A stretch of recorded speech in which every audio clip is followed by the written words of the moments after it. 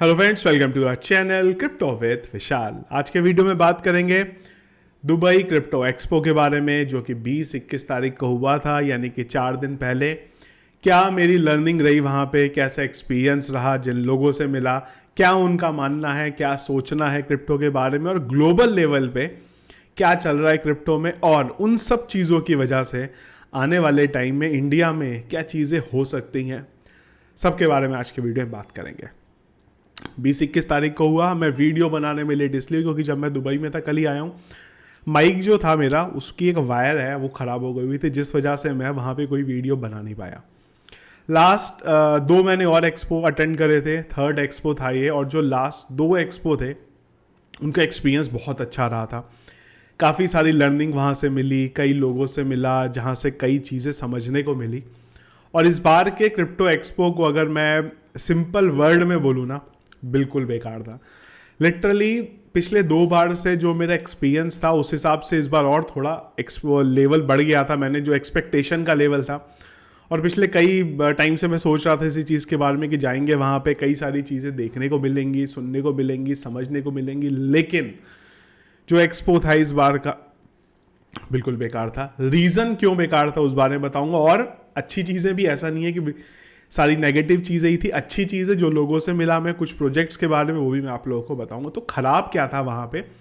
ख़राब था वहाँ पे जो प्रोजेक्ट्स थे उनकी क्वालिटी। ज़्यादातर मैं अगर आपको बोलूँ तो वहाँ पे MLM प्रोजेक्ट थे। देखिए, MLM के बारे में जब आप बात करते हैं ना, मेरा नज़रिया थोड़ा सा अलग है बाकियों के। अगर आप इन्फ्लुएंसर से बात करेंगे तो मेरा मानना है कि MLM में प्रॉब्लम नहीं है, सिर्फ तब जब आप MLM में शुरू में घुसते हैं। तो किसी भी MLM में अगर आप बाद में घुसेंगे ना तो आपके साथ नुकसान है, अगर आप शुरू में घुसेंगे तो नुकसान वहाँ पे नहीं होता, ये मेरा मानना है यहाँ पे। पर MLM में भी ऐसे ऐसे प्रोजेक्ट जो 2000% का आपको रिटर्न देंगे, ऐसी गारंटी दे रहे हैं, इस तरीके के प्रोजेक्ट मैक्सिमम भरे थे।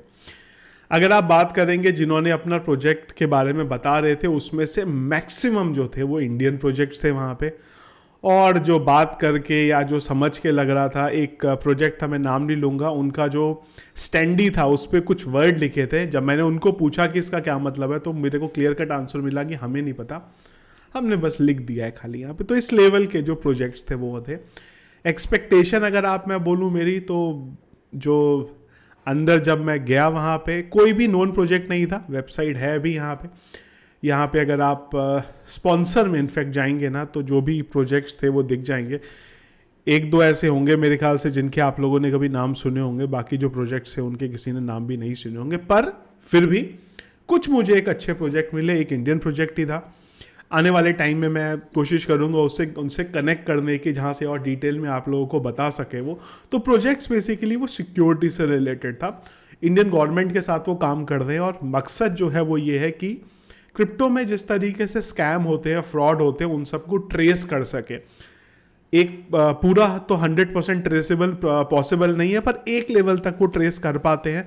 इस चीज़ के बारे में उन लोगों ने मुझे बताया था। कुछ एक्सचेंज थे जो जिस कॉन्सेप्ट पे एक्सचेंज लाए हैं वो भी मुझे अच्छा लगा वहाँ पे। थोड़ा मैं इसे नाम किसी का नहीं ले रहा हूँ, थोड़ा देखेंगे डिटेल तब आपको बताएंगे। मोस्टली अगर मैं बोलूँ वहाँ पे MLM प्रोजेक्ट थे, कॉइन्स थे, जो अगेन पूरे का पूरा साफ दिख रहा था वहाँ पे स्कैम करने आए हैं, और कुछ भी उसके अलावा वहाँ पे नहीं करने आए हैं।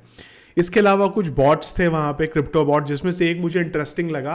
बेसिकली वो RSI के बेस पे काम करता है। अभी मैंने अगेन वो एक्सप्लोर नहीं करा, वो भी मैं एक्सप्लोर करूँगा, आप लोगों को बताऊँगा।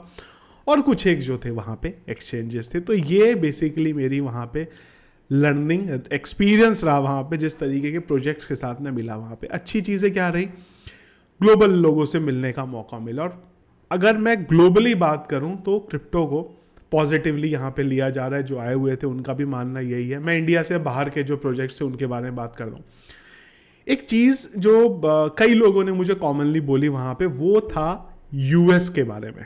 US का इलेक्शन नेक्स्ट ईयर होने वाले हैं, US में इलेक्शन 2024 में, वो कौन जीतेगा वो बहुत एक इंपॉर्टेंट चीज़ थी। क्योंकि US में अगर सही तरीके से एडॉप्शन होता है तो ग्लोबल लेवल पे उसका जो है इम्पैक्ट आप लोगों को देखने को मिलेगा। तो वो कई जनों का बोलना था कि वो बहुत इंपॉर्टेंट रहेगा कि उस इलेक्शन में कौन जो है वहाँ पे जीतता है। इंडिया के पॉइंट ऑफ व्यू से मैं बोलूँ तो बहुत पॉजिटिव थे, और कई लोगों का मानना है कि यार इंडिया एक ऐसी कंट्री है जो हम लोग मिस नहीं कर सकते। तो ये भी लगा मुझे कि अभी आने वाले टाइम में ना, आने वाले टाइम में मतलब अगले 6 महीने साल में आप लोगों को बहुत एक्सचेंजेस के नाम सुनने वाले हैं जो अभी तक दूसरी कंट्रीज़ में थे, पर वो ऑपरेट करने के लिए इंडिया में आएंगे। कई लोगों से मेरी बात हुई जो एक्सचेंजेस वाले थे, उनके वहाँ पे उन लोगों ने खुद से वहाँ पे कोई स्टैंडी या कुछ ऐसा नहीं लगाया था, पर खाली आए हुए थे वहाँ पे गेट टुगेदर मीटअप्स के लिए। उन्होंने भी कई क्वेश्चन पूछे कि अगर इंडिया में हमें आना है तो कहाँ पे आए, किस तरीके से चीज़ें हैं, क्योंकि जितना वो पढ़ रहे हैं इंडिया के बारे में वो उन्हें ये समझ में आ रहा है कि गवर्नमेंट यहाँ पे क्रिप्टो फ्रेंडली नहीं है, पर जो इन्वेस्ट करने वाले लोग हैं वो यहाँ पे बहुत ज़्यादा है। तो उस पॉइंट ऑफ व्यू से सबको लग रहा है कि यहाँ से यूज़र्स हमें बहुत ज़्यादा मिल सकते हैं, जिस वजह से अच्छे से हमारी जो वॉल्यूम है एक्सचेंज का वो बढ़ सकता है। तो आने वाले टाइम में एक्सचेंजेस या फिर प्रोजेक्ट्स के बारे में बात करूं, एनएफटीज के बारे में बात करूं, वो इंडिया को फोकस करने वाली हैं और बहुत सारे नए नाम जो हैं आप लोगों को देखने को मिलेंगे। सिंपल वर्ड्स में अगर मैं बताऊं, समराइज अगर मैं करूं एक्सपो के बारे में, जो प्रोजेक्ट्स आए थे वो बेकार थे, पर ग्लोबली जो लोगों से अगर आप मिलेंगे जो बाहर थे, दो चीज़ें इंपॉर्टेंट है यहाँ पे। एक है इंडिया का प्रोस्पेक्टिव सबके लिए बहुत पॉजिटिव है, और जब आप किसी को बताते हो कि आप इंडिया से बिलोंग करते हो, सबसे पहले हर कोई एक ही नाम से आपको रिकग्नाइज करता है, वो है मैटिक। और दूसरी चीज़ इस चीज़ से रिकग्नाइज करता है कि ये एक ऐसी कंट्री है जहाँ पे बहुत पोटेंशियल है, अगर गवर्नमेंट सपोर्ट इसको कर दे तो। इन्वेस्टर बहुत हैं और जो टारगेट ऑडियंस है वो यहाँ पे मिलेगी। प्लस ग्लोबली एक इलेक्शन बहुत इंपॉर्टेंट है, और एक चीज़ मैंने मिस कर दी यहाँ पे जो हम लोगों ने बहुत बार बात करी है, वो है यहाँ पे किस तरीके से ETF अप्रूव होते हैं स्पॉट बिटकॉइन के। वो बहुत बड़ा गेम चेंजर रहेगा। और बुलरन के बारे में भी मैंने लोगों से जानना चाहा क्या है क्या नहीं है, तो वहाँ पे मुझे ज़्यादातर लोगों की जो ओपिनियन थी वो यही थी कि 24 में मार्केट आपको रिवर्सल होता हुआ दिखेगा, पर जो बुल मार्केट है वो आपको 25 तक आता हुआ दिखेगा। वो मेरे ख्याल से लगता है कि उनका ओपिनियन नहीं है, वो ग्लोबल लेवल पे हर किसी का ओपिनियन है। तो ये थी लर्निंग मेरी, और ये था एक्सपीरियंस यहाँ पे।